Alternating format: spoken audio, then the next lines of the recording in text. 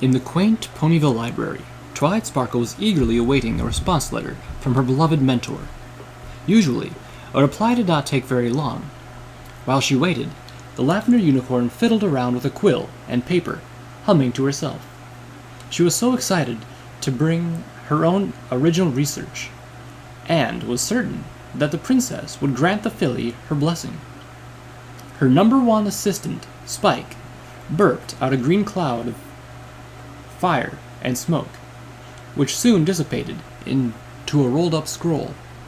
Giddy with anticipation, Twilight rushed over and levitated it, unrolling it, and immediately began reading.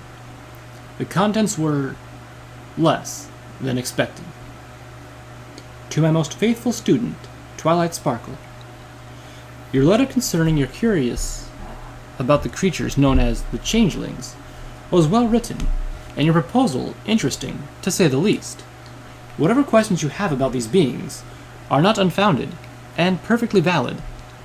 Therefore, I am sorry to inform you that I have no literature pertaining to this subject, and furthermore, know not of any authorities on changelings.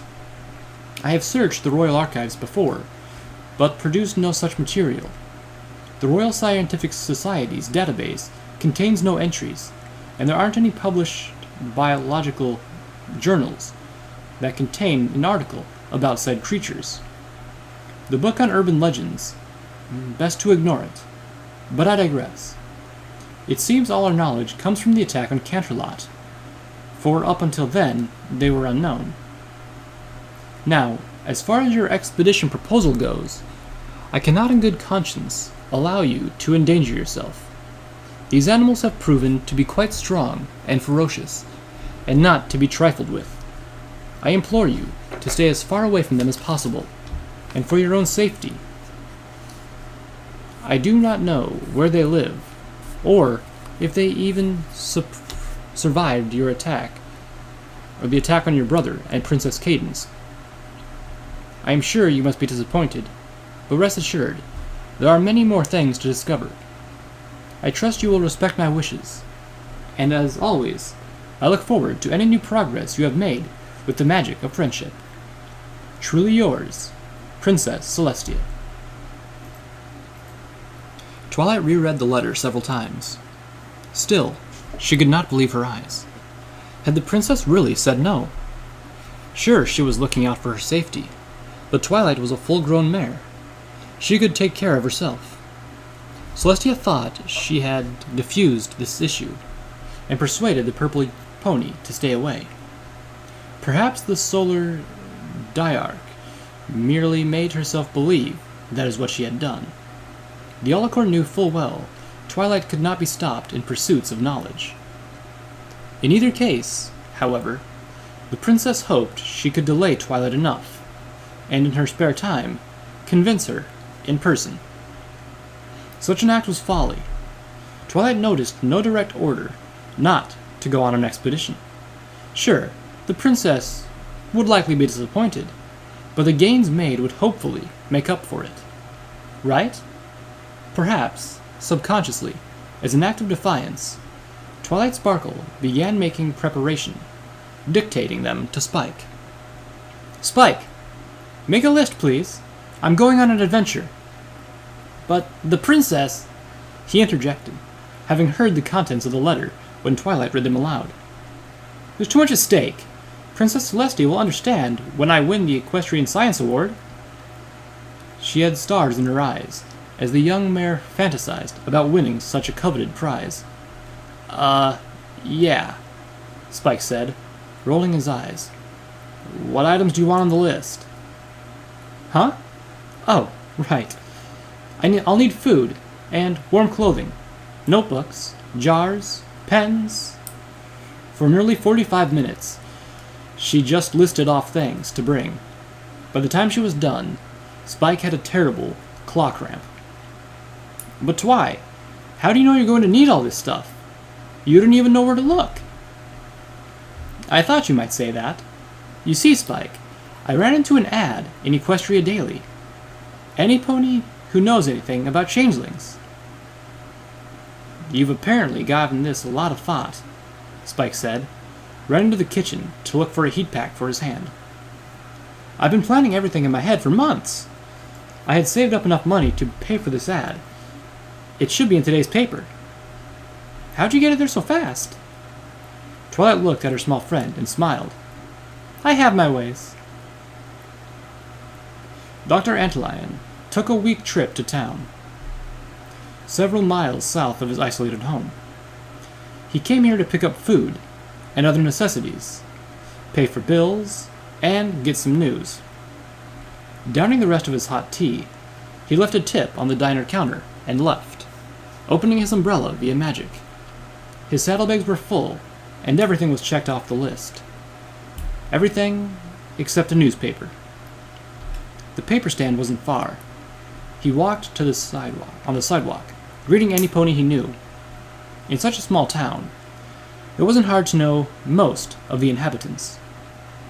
Its name was Felicity, named after a happy mare who was murdered back before this place became incorporated. The ponies named their settlement after her. Antlion always thought it was a dark story for such a little place. Felicity was so small, in fact, that it didn't even have its own newspaper. Instead, Equestria Daily was the only newspaper the residents had to read. Every week, the doctor would gather all 7 papers published to stay up to date. The newspaper vendor always kept the papers from the previous week just for Antlion. Handling the vendor some bits, the tan unicorn found a table nearby and placed the papers on it. Nothing too new. International relations. Looks like the Griffins and Minotaurs are having border tensions. Again. The equestrian stock market.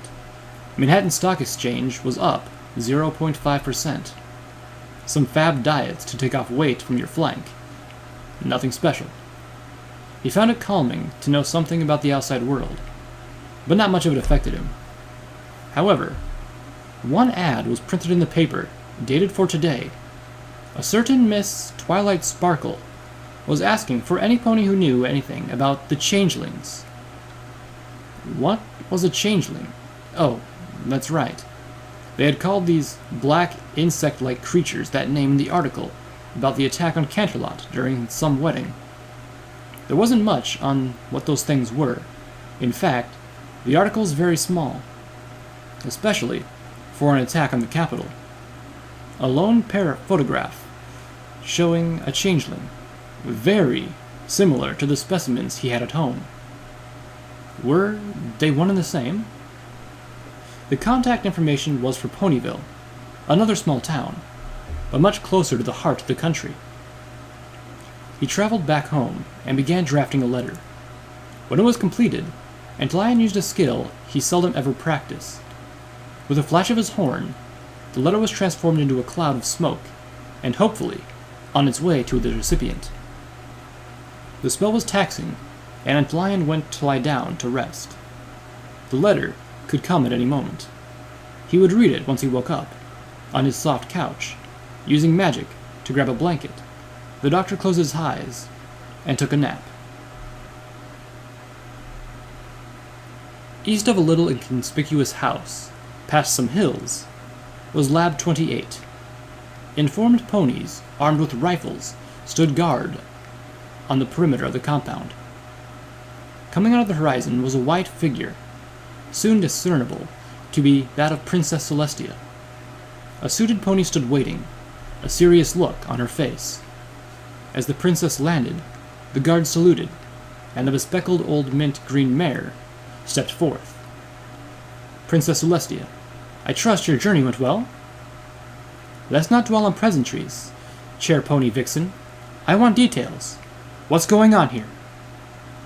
The 2 ponies proceeded through the doors, leading to the concrete structure. "There has been an attack on the lab. The laboratory chief has reported 3 ponies dead, and 1 more suffering from post-traumatic stress disorder." What has attacked them? Let me see the bodies." "Of course." Vixen led the princess into the main lobby. There on the floor were the bodies of 2 ponies, or what may have once been ponies. The first one had obviously been thrashed around, and its limbs were bent in all sorts of unnatural positions. Its viscera was cut wide open, revealing an empty abdominal cavity. The ribcage was broken and looked like pieces were removed, though the heart and lungs remained. Blood was encrusted all across the chest, and the face bore a horrified expression. The second body was even more gruesome, for it was entirely red and shiny, like it had fallen into a vat of blood. Celestia inched forward, trying to examine this corpse more. Upon closer inspection, the princess realized the body wasn't covered in blood, but rather uncovered. Whoever this pony was, had the misfortune of being skinned alive and died from shock. Alaxsxaq had to back away, for the stench was too overpowering. She turned to the chair pony. "This is truly horrible. But I thought there were 3 deaths." There were. Look beside the skinless one. Indeed, to the right of the skinned body was a pile of red bones, many of them broken. They found this in different locations. Almost all the bones were flat, no tubular bones like femurs or humeri. The ones that remain are devoid of marrow. And do you have any idea what could have done this? Celestia had a worried look on her face. Was every pony in the building in danger? Whoever was attached to this, it was recovered from the scene with the only survivor. She led the diarch towards a cart, holding a long black object. It was hard and shiny and thick on one end, but tapered to a sharp, serrated point on the other. Celestia's eyes widened at what she saw. "And where's this survivor?" The chair pony motioned over to the corner, where a young stallion was curled up into a blanket, muttering to himself. The princess approached him and called out. He didn't respond. She tried again. Still nothing. Finally, she placed her horn on his forehead and used a spell to calm him down. She asked him again, "Please, my little pony, tell me what happened." She smiled softly. Still jittering, the colt answered, I saw it. It took them into the shadows. I could barely see what was happening. It cut one of them open and gutted him. She tried to stop it, but it grabbed her and tore her skin. I managed to lower the shutter. Its legs were cut off, but I could not save them. I'm so sorry. Forgive me. Forgive me. The pony was crying, rocking back and forth, and continued to mutter. It's all right. You're safe now. She turned back to Vixen. Where in the compound did this happen? In the specimen storage area. The whole area has been sealed off. We originally thought a specimen escaped, but that, she pointed to the leg, has debunked that theory. Security is now assembling to explore the area in question. Whatever attacked them, make sure it stopped. Understand? Of course, Princess. No need to worry about PR. We've managed to make the media believe the increase in activity here was merely a routine inspection. It's your job as chairpony of the RSS to make sure the media doesn't know about anything, let alone something as serious as this. On a related note, how much progress have you made? The chairpony walked towards another door and opened it. Inside was a room full of tanks lit by blue light. Each tank held a small, pony-like body.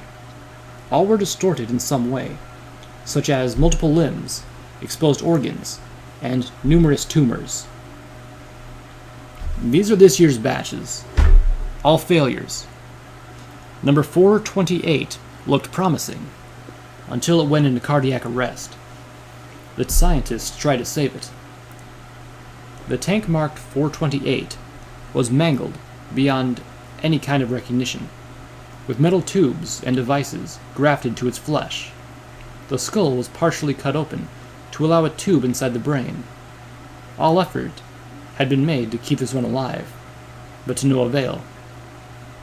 But you see, Princess, all serums have proven fatal. None of the subjects are strong enough. Without Dr. Stablehart, or his research, we cannot replicate the phenomenon.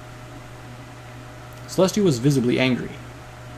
Chairpony Vixen, I give you millions every year, and every year you hand me a report saying the same thing. Some nosy politicians are becoming wise to my embezzlement. Even Princess Luna has her suspicions. It's been nearly 2 decades.